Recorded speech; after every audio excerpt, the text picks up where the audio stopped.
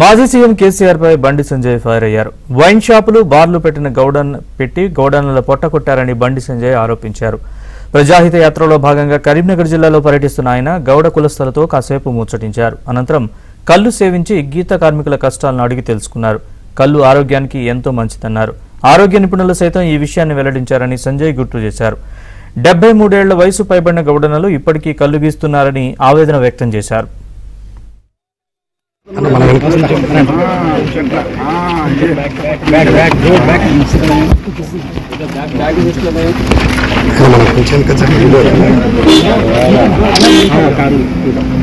చూస్తామంటే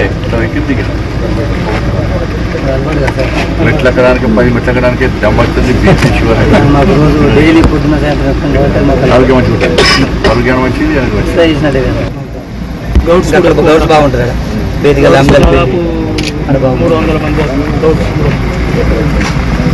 మీరు ఎప్పుడు చాలా ఎండాకాలం కాదు సార్. మీరు ఎండాకాలం కానీ వర్షాకాలం కానీ తగిన తర్వాత పవిత్రత మంచిగా ఉంటుంది.